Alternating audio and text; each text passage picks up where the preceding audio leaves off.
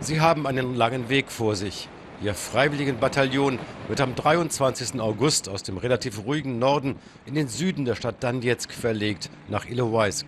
Viele von ihnen werden dort sterben.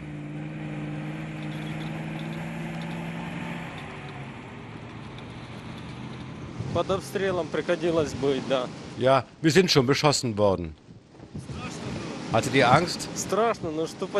Na klar, aber einer muss das doch machen. Die letzte Zwischenstation ist ein Kinderheim in sicherer Entfernung von der Front. Die Männer sind Polizisten. Ihre Aufgabe ist nicht zu kämpfen, sondern das Hinterland mit Checkpoints zu sichern. Auch dieses Mal, hat ihr Kommandeur ihnen gesagt, wird es so sein. Was sie nicht wissen, ihr Weg führt in eine Falle und unser Kamerateam wird sie begleiten. Denn der südliche Teil von Ilowaisk, wo sie hin sollen, wird zwar tatsächlich von ukrainischen Einheiten gehalten, aber Separatisten haben die Stadt weitgehend umstellt.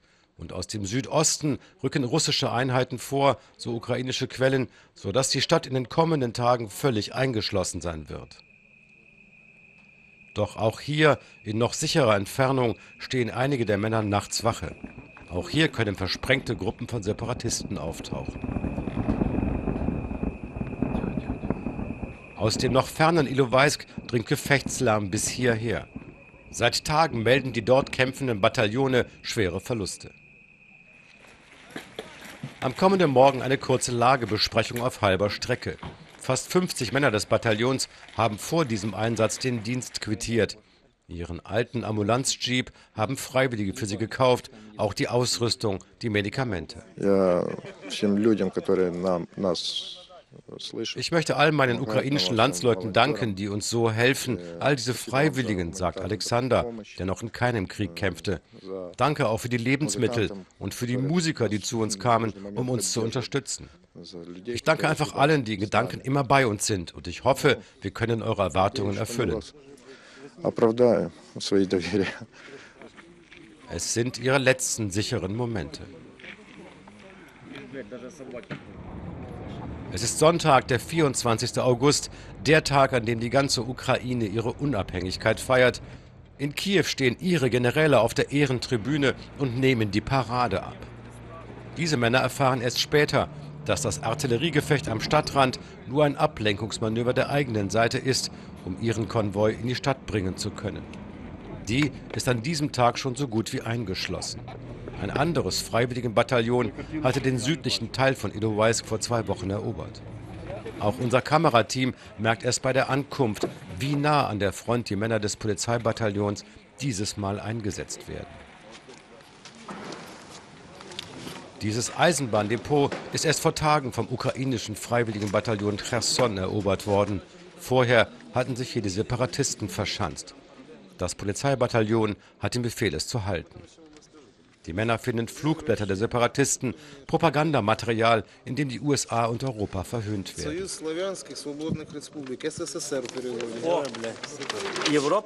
Hier, Europa ohne jeden Kommentar. Dekadenz, Perversion, Zerrbilder für die Anhänger der Separatisten.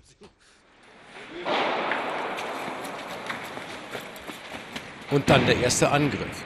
Während die Polizisten Deckung suchen, haben sich die Männer, die das Depot eroberten, längst an diese Scharmützel gewöhnt. Sie werden Tag und Nacht mit Mörsern und Granaten angegriffen. Ihr hört immer erst das Pfeifen der Granate und dann erst kommt die Explosion, erklärt der Kommandeur der Polizisten seinen Männern. Wusste er vom gefährlichen Kampfeinsatz seines Bataillons oder wurde auch er vom Generalstab im Unklaren gelassen? Es bleibt keine Zeit für Fragen.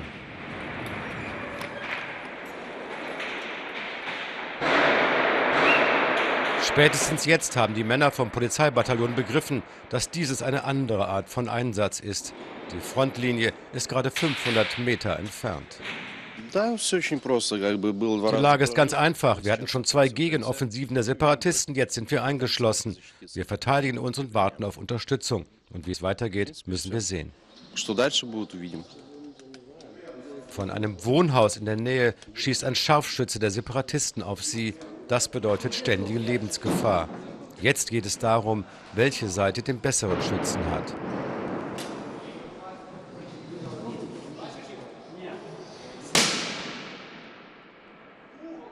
Noch weiß ihr Gegenüber nicht, von wo aus genau er beschossen wird.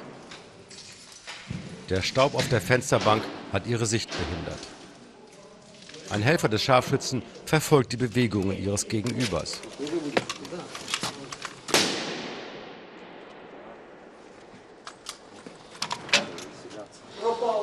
Er ist umgefallen. Eine lakonische Information für seinen Helfer, den Beobachter. Die Männer arbeiten seit Kriegsbeginn als Team.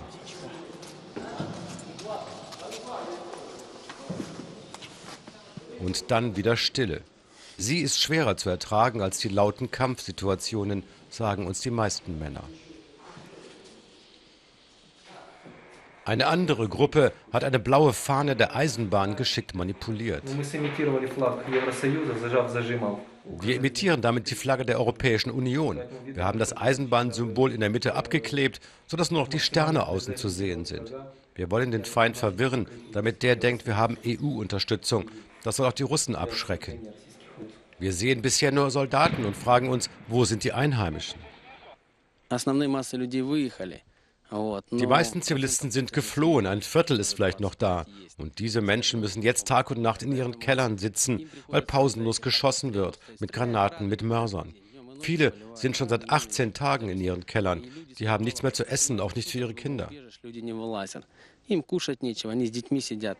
In der Nähe des Eisenbahndepots dann doch Einheimische, die sich während einer Feuerpause auf die Straße gewagt haben. Man sieht diesen Menschen an, was sie in den vergangenen 2 Wochen durchgemacht haben. Unser Friedhof ist auf der anderen Seite des Frontverlaufs in der Stadt. Da kommt keiner mehr hin. Und hier ist ein Mann gestorben, den mussten wir dann im Gemüsegarten des Nachbarn begraben. Niemand wird hier mehr ordentlich beerdigt. Einen Steinwurf entfernt sehen wir ein weiteres provisorisches Grab.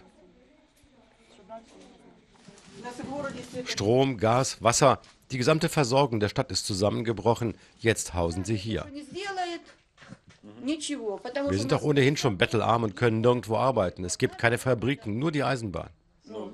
Aber da arbeiten doch viele, oder? Ja, 18.000.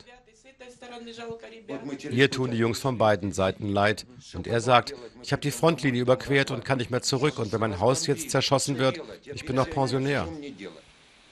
Wenn sie etwas Warmes essen wollen, müssen sie sich aus dem Keller zu dieser Kochstelle wagen.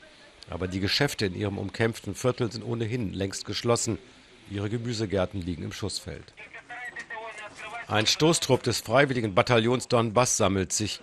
Ihr Bataillon galt als besonders kampfstark und hat immer wieder der regulären Armee den Weg in besetzte Städte freigekämpft. Auch hier in Ilowaisk waren sie die Vorhut. Doch dann schickte Kiew keine regulären Truppen hinterher. Jetzt sind sie eingeschlossen und haben schwere Verluste. Die Männer fühlen sich verraten. Scharfschützen.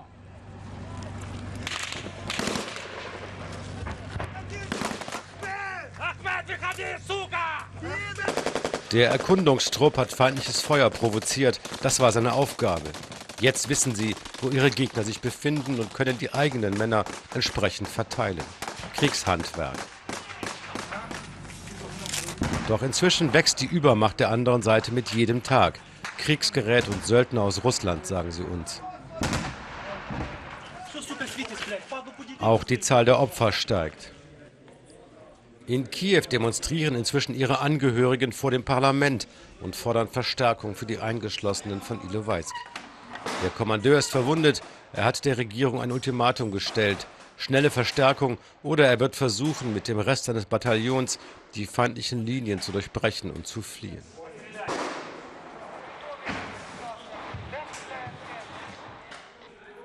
Die Patrouille berichtet dem zweiten Kommandeur von ihren Beobachtungen. Nun, wie viele Separatisten ich getötet habe, weiß ich nicht. Wir haben aber viel Militärtechnik zerstört. Hatten Sie Angst? Nein, das ist ja das Erschreckende. Man gewöhnt sich dran. Man ist 5 Minuten nervös und dann nicht mehr. Erst gestern hatten sie 2 neue Lastwagen bekommen. Auch die stehen jetzt zerschossen im Hof, so wie die Busse, mit denen sie herkamen. Ein verletzter Mann hat Hilfe beim Bataillon gesucht, sonst gibt es niemanden mehr in der Stadt, der Verwundete versorgt. Es ist der 28. August.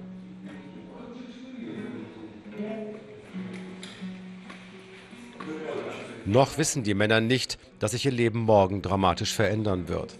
Viele derer, die wir filmen, werden den kommenden Tag nicht überleben. Viele werden in Gefangenschaft geraten. Ein paar Dutzend werden entkommen aus dem Kessel von Ilowaisk. In 4 Tagen beginnt die Schule wieder, aber nicht hier. Auch im Eisenbahndepot beim Bataillon der Polizisten herrscht stille Verzweiflung. Auch bei unserem Kamerateam. Es ist seit 4 Tagen mit diesen Männern eingeschlossen und sucht nach Wegen aus der Stadt. Die einzige Chance, so scheint es, ist ein Verwundetentransport. Für den kommenden Tag soll mit den Separatisten ein Konvoi vereinbart worden sein. Auch Tote sollen so aus der Stadt zurück zu ihren Angehörigen gebracht werden können. Schon 2-mal sind diese Konvois sicher durch die feindlichen Linien gekommen. Unser Team erhält die Erlaubnis, sich dem nächsten anzuschließen.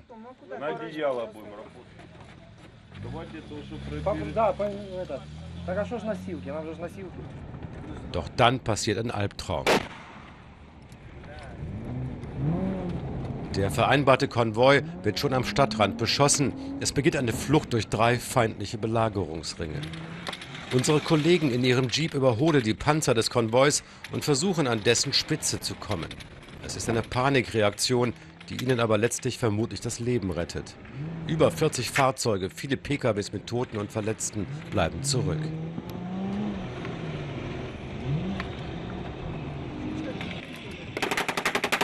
Im Windschatten eines Militärlasters suchen die Kollegen Schutz vor dem ständigen Beschuss. Sobald die Straße das nicht erlaubt, werden sie auch von vorne beschossen. Wie durch ein Wunder durchschlagen mehrere Kugeln Motorhaube und Windschutzscheibe, ohne jemanden zu verletzen. Einem letzten Separatistenpanzer am Straßenrand winken sie kurz zu und entkommen den verdutzten Kämpfern. Ihr Jeep ist vermutlich das einzige Fahrzeug des gesamten Konvois, dem die Flucht aus Ilowaisk gelang. Ein großer Teil der fast 400 Flüchtenden wird getötet oder gefangen genommen. Kurz darauf stellen die Separatisten dieses Video ins Internet. Die Kriegsgefangenen aus Ilowaisk werden mit Lastwagen zusammengebracht und verhört. Wer keine Details zu seiner Einheit nennt, der wird bestraft. Wie schon zuvor in Donezk stellen die Separatisten gezielt Parallelen her zur Behandlung deutscher Kriegsgefangener im Zweiten Weltkrieg. Ihr werdet unsere zerstörten Städte in Donbass wieder aufbauen. Was denkt ihr? Ist das fair?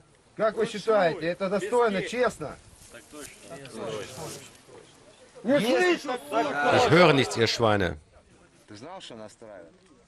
Wir suchen nach vertrauten Gesichtern und entdecken Alexander.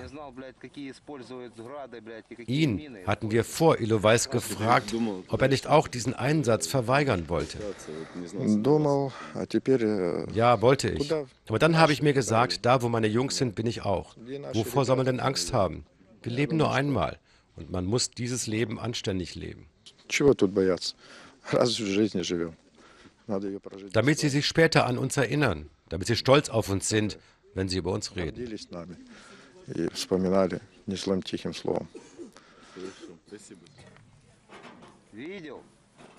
Jetzt ist sein Schicksal und das der anderen Männer mehr als ungewiss, denn der ruhige Tonfall dieses Separatistenkommandeurs ist trügerisch. Er lässt den Gefangenen befehlen zu hüpfen. Auf dem Maidan hatten hüpfende Studenten Russland verhöhnt, das wird jetzt gerecht. Keiner der Gefangenen wagt es, sich zu weigern. Vertrauen auf die Einhaltung der Genfer Konvention erscheint hier eher naiv. Diese Aufnahmen ihrer gedemütigten freiwilligen Bataillone haben im ganzen Land einen Schock ausgelöst. Über die eigene unfähige Armeeführung und über den Nachbarstaat Russland, den man für das Drama von Ilowaisk verantwortlich macht.